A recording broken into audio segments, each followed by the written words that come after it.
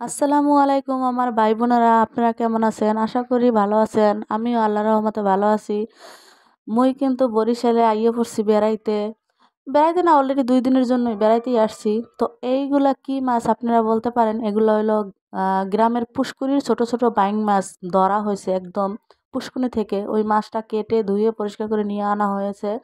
তো আমি এটাই আজকে 2টা রেসিপি হবে গ্রামে কেমন কি রান্না করে, আপনারা দেখতে থাকবেন পুরো ভিডিওটা। এটা আজকে রেসিপি হবে। তারপরে আর গ্রামের ক্ষেতের থেকে একদম টাটকা ক্ষেত থেকে তোলা শিশিরে ভেজা সেই শাকগুলো সকালে আমি মানে দেখে একদম অবাক হয়ে গেছি যে এত সুন্দর শাক। তো ওই শাকটাকে আমি লাল শাকগুলো তুলে নিয়ে আসছি, তুলে ধুয়ে কেটে রাখছি। এখন আমি আর কথা বাড়াবো না, রেসিপিতে চলে যাব আর আপনারা দেখতে থাকুন গ্রামের মানুষ কেমন রান্না করে।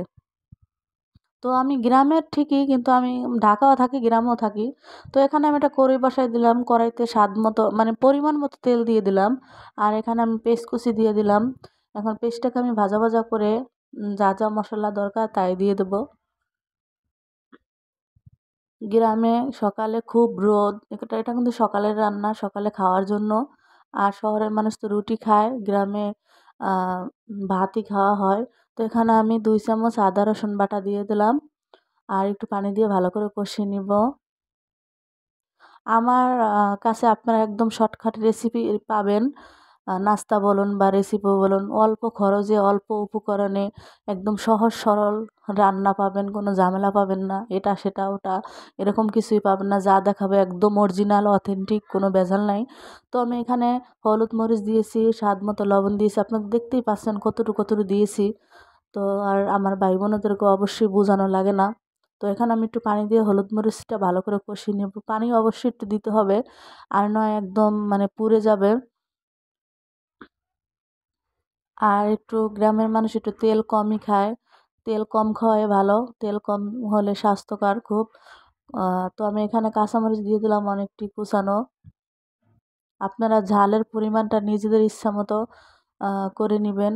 তো আমি মাছটাকে দিয়ে দিলাম। এই মাছ কষিয়ে রান্না করলেই ভালো লাগে, ভাজার দরকার নেই, ভাজলে মাছটা অনেক শক্ত হয়ে যায়। কষিয়ে রান্না করলে খুব ভালো লাগে, খুব স্বাদ। আর তো বোঝেনি মাটির রান্না, মাটির চুলার রান্না সেই স্বাদ আর বলারই মানে কোনো রাখে না। তো আমি এখানে পরিমাণ মতো পানি দিয়ে দেবো। পানিটা ভালো করে এই পানির ভিতরে মাছটা সেদ্ধ হবে, মাছটা হবে একদম। তো আপনারা আমার ভিডিওটা একদম দেখতে থাকবেন, কোনো টানবেন না প্লিজ। আর শুরুতে দেখবেন একটা লাইক দিবেন। আপনারা দেখেন ঠিকই কিন্তু লাইক দেন না, এই জিনিসটা খুব খারাপ লাগে আপনাদের। আমার তরকারিটা হয়ে গেছে, এরকম ভিজা ভিজা একটু ঝোল রাখবো হালকা করে, বেশি না। আর আমি এখন ধনিয়া পাতা কুচি দিয়ে মাছটা নামিয়ে ফেলবো। তরকারিটা আমার হয়ে গেছে, এখন নামিয়ে নিব।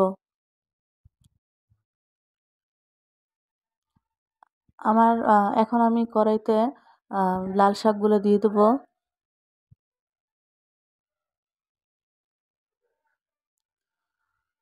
আপনারা আমার চ্যানেলটাকে একটু বেশি বেশি শেয়ার করবেন, শেয়ার বাটনে টিপ দিয়ে রাখবেন।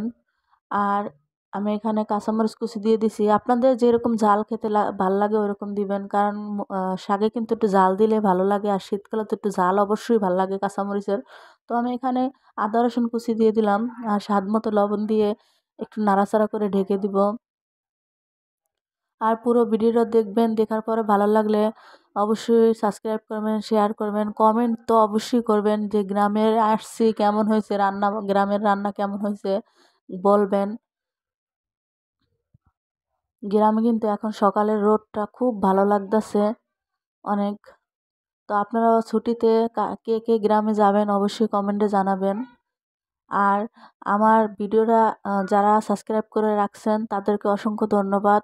আর যারা আমার চ্যানেলের সাথে নতুন যুক্ত হবেন বা হয়েছেন তাদেরকে অসংখ্য ধন্যবাদ। তো আমি ঢাকনা দিয়ে ঢেকে দেওয়ার পরে আমার শাকটা একদম মানে গলে গেছে। দেখেন গ্রামের শাক তো সময় লাগে না, হয়তো মাত্র 2-1 মিনিট, 2-3 মিনিট সময় লাগে। চুলার আরও একদম লাকড়ির চুলার জাল তো এত ইয়া লাগে না। তো আমি এটাকে একটু ডাল ঘুটুনি দিয়া একদম মানে একদম নরম বানিয়ে ফেলাবো। তো আমার শাকটা উঠে আমি একটু বাগার দিয়ে নিব, মানে সরিষা তেল দিয়েছি আর পেঁয়াজ কুচি আর রসুন কুচি দিয়ে আমি শাকটাকে বাগার দিয়ে নিব। দেখতে থাকুন।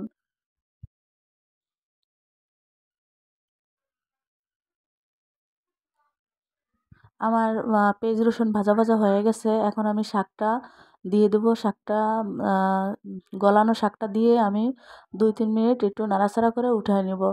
আর সবাই ভালো থাকেন, সবাই সুস্থ থাকেন। আর আমার চ্যানেলটাকে সাবস্ক্রাইব করবেন, ভিডিওটা টানবেন না। আর গ্রামে আসছি, গ্রামের রান্নাবাড়া কার, কার পছন্দ, গ্রামের মাটির চুলার রান্না কার পছন্দ অবশ্যই কমেন্টে জানাবেন। আপনারা সবাই ভালো থাকেন। আর আমি থাকবো না, চলে যাব। তো ঢাকায় চলে যাব।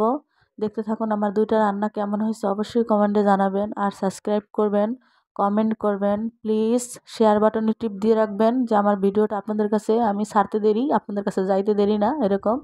তো সবাই ভালো থাকেন। আল্লাহ হাফেজ।